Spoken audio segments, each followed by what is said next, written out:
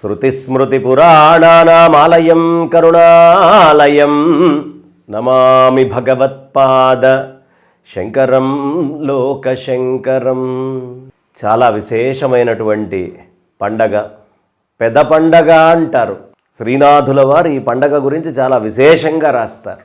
అంత పెద్ద పండగ అయినటువంటి ఏది మన తెలుగు రాష్ట్రాలకే కాదు, యావత్ భారతావనికి చాలా విశేషంగా ఇది చాలా గొప్ప పండగ, పెద్ద పండగ.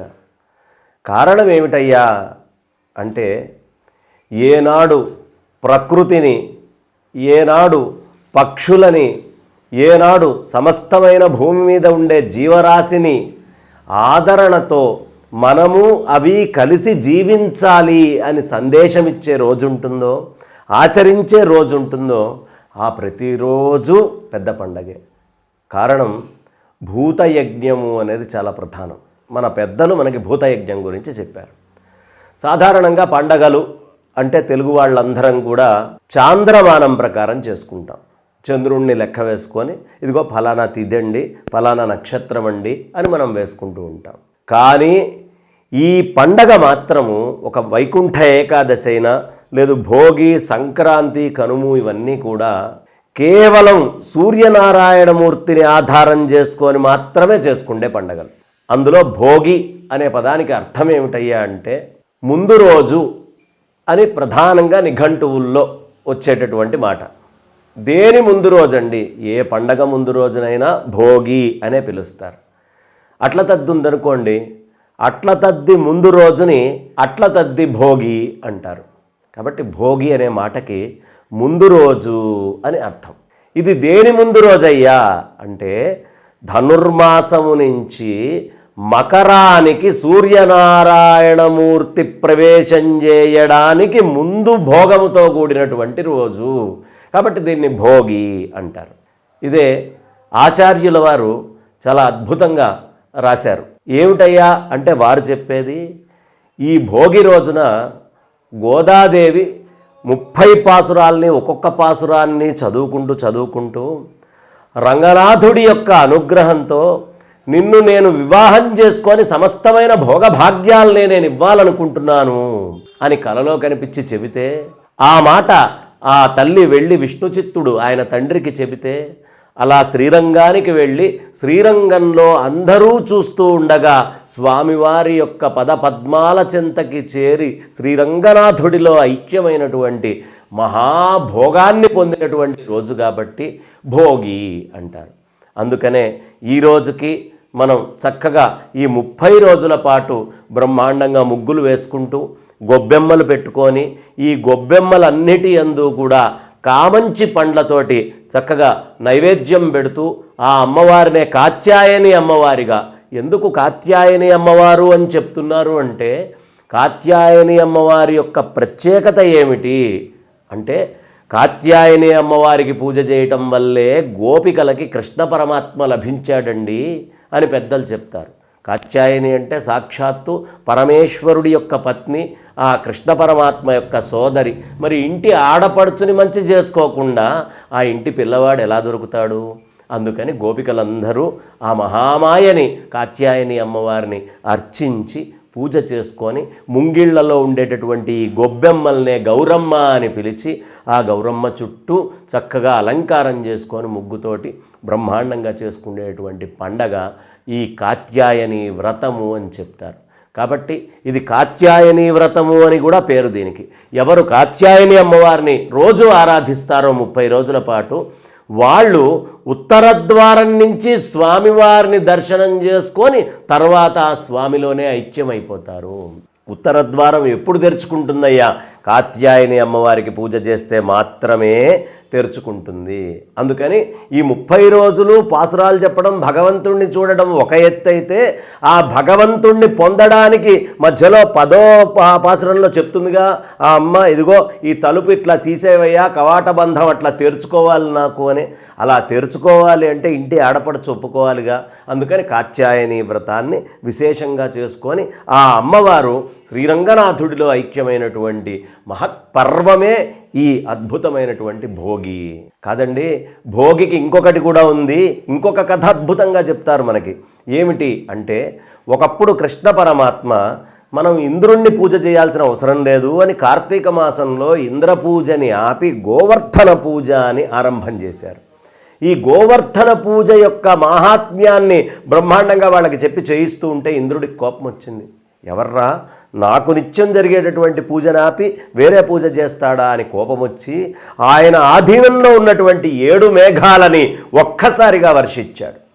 ఆ వర్షించేటప్పటికీ అది తట్టుకోలేక జనాలందరూ అల్లల్లాడిపోతూ ఉంటే కృష్ణయ్య వచ్చి చిటికెను వేలతోటి గోవర్ధనగిరిని పైకి లేపి, రండి నా ఆశ్రయంలో శరణుజొచ్చండి అని అందరినీ నిల్చోబెట్టి ఆ ప్రజానీకాన్ని మొత్తాన్ని కాపాడినటువంటి ఆ అద్భుతమైనటువంటి రోజు. అది తెలిసినటువంటి దాన్ని తీసుకొని ఇంద్రుడు వచ్చి ఒక్కసారి సాష్టాంగం చేసి, మహానుభావ నీతోటే నేను పోటీ పడ్డానా, నన్ను క్షమించవయ్యా అని సాష్టాంగపడ్డాడు కృష్ణయ్యకి ఇంద్రుడు.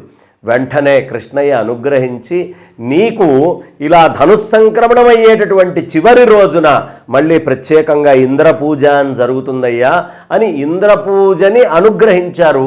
పోగొట్టుకున్నటువంటి భోగాన్ని భాగ్యాన్ని ఇంద్రుడు మళ్ళీ పొందినటువంటి రోజు కాబట్టి దీనిని భోగి అని పిలిచేటటువంటి సంప్రదాయం కూడా మనకి ఉంది. కాబట్టి భోగి చాలా విశేషమైనటువంటి సమస్త భోగభాగ్యాలకి భోగి. ఇలాంటి భోగి రోజున బ్రహ్మాండంగా ఉదయాన్నే లేచి పాత వస్తువులన్నిటినీ కూడా తీసుకొని, చెక్కలు మొద్దులు ఏవేవైతే ఉంటాయో ఇక మీదట అన్నీ కొత్తగా చిగుళ్ళు వస్తూ ఉంటాయి కదా, కాబట్టి పాతవైనటువంటి వాటిని తీసుకొని వచ్చి ఆ మొద్దుల్ని అన్నిటినీ వెలిగించాలి. లేకపోతే ఇక్కడ నుంచి చెమ్మ కోసం చెదలు పట్టడం మొదలు పెడుతుంది. ఆ చెద పెరిగింది అంటే మొదటి నుంచి ఎలా బలంగా ఉందో అలాగే ఉండడాన్ని స్వస్థితి అంటారు. అందులోకి చెద అనేటటువంటిది చల్లదనం కోసం ఏదైనా ఒక కొత్త మార్పు అనేది మన దాంట్లో చేసుకుంటామే, అదంతా చెదబట్టడం లాంటిది. కాబట్టి ఆ చెదని మొత్తాన్ని ఈ భోగి రోజు తీసుకొని వెళ్ళి గుమ్మం బయట మంట పెట్టండి అయ్యా, తగలబెట్టండి మొత్తాన్ని అని చెప్పేటటువంటిదే మహత్తరమైనటువంటి భోగి. ఈ భోగి సమయంలో డప్పులు వాయిస్తూ తిరుగుతూ ఉంటారు. బ్రహ్మాండంగా డప్పులతోటి మొత్తము అంతా కూడా సంచారం చేస్తూ ప్రదక్షిణాలు చేస్తూ ఉంటారు. ఇది భోగి యొక్క ప్రత్యేకత. భోగి నాడు చాలా విశేషంగా పాత వస్తువుల్ని తీసుకొని వెళ్ళి తగలబెట్టి కొత్తగా పడేటటువంటి ఆకులు ఇవన్నీ వస్తాయి. ఇది భోగికి, అలాగే మన హోలిక నాడు, ఈ 2 రోజుల నాడు ఈ దహనము అనేటటువంటిది ఒక ప్రక్రియగా మనకి సనాతన వైదిక ధర్మంలో చెప్పబడింది. సరే, ఈ భోగి అనేటటువంటిది ఇక్కడికి అయిపోతే ఇంకా గొప్ప విషయం భోగిలో ఏమిటి అంటే, భోగి అన్ని పీడల్ని తీసేస్తుందండి. ఎలాంటి పీడలైనా వెళ్ళిపోతాయి. ఉదయాన్నే ఎవరైతే లేచి నూగుపిండి శరీరానికి పెట్టుకొని స్నానం చేస్తారో వాళ్ళకి పట్టినటువంటి పీడలు మొత్తము భోగి తీసేస్తుంది అని మన పెద్దలు చెప్తారు. కాబట్టి భోగి పీడల్ని తీసేటటువంటిది. కానీ ఇది చిన్నపిల్లలకి వర్తించదు. చిన్నపిల్లలకి స్నానముతోటి పీడ పోదట. వాళ్ళకి పీడ దేనితోటి పోతుందయ్యా అంటే, మధ్యాహ్నం మళ్ళీ తీసుకొని వెళ్ళి వాళ్ళని చక్కగా ఒక ఆసనం మీద కూర్చోబెట్టి ఆ ఆసనం మీద రేగుపండ్లు ఎందుకు అంటే, ఈ కాలంలో రేగుపండ్లు వస్తాయి. రేగుపండ్లు సూర్యనారాయణమూర్తి యొక్క కిరణాలని, సూర్యనారాయణమూర్తి యొక్క శక్తిని అత్యుత్తమముగా అట్లా గ్రహించేటటువంటి లక్షణం ఉంటుంది. ఎంత చలిలో అయినా సూర్యకిరణం వస్తే చాలా అది గుంజుకుంటుందట. ఈ ధనుస్సంక్రమణంలో అది విశేషంగా వస్తుంది. కాబట్టి అలాంటి రేగి పండ్లని, చెరుకు ముక్కల్ని, తీపి చెరుపు ముక్కల్ని తీసుకొని వచ్చి వాటితో పాటు బంతిపూలు అన్ని చిల్లర పైసలు కలిపి వాటిల్ని ఎప్పుడైతే వాళ్ళ నెత్తి మీద నుంచి ఇలా పోస్తామో పిల్లలందరికీ, అప్పుడు వాళ్ళకు ఉండేటటువంటి సమస్తమైన పీడలు దూరమవుతాయి అని మనకి పెద్దలు చెప్తారు. ధర్మశాస్త్ర గ్రంథాల్లో విశేషంగా దీని గురించి రాయపడ్డది. కాబట్టి భోగి నాడు పిల్లలకి గనక ఈ విధంగా మధ్యాహ్నం పూట కాస్త హారతిచ్చి ఇది చేస్తే సమస్తమైన పీడల నుంచి వాళ్ళు దూరమై భారతావని మళ్ళీ బలంగా యువకులతో బ్రహ్మాండంగా తయారవుతుంది. ఆ బలాన్ని ఇచ్చేటటువంటి పండగే ఈ అద్భుతమైన భోగి పండగ. ఇక సాయంత్రం అయ్యేటప్పటికి కొత్త బట్టలన్నీ వేసుకున్నారుగా, సాయంత్రం అయ్యేటప్పటికి మామూలుగా రోజు అల్లుళ్ళని అందరినీ కొత్త పండగకి మనకు పిలుచుకోవడం సంప్రదాయం. కొత్త అల్లుళ్ళందరూ కూడా ఇంటికి వస్తారు.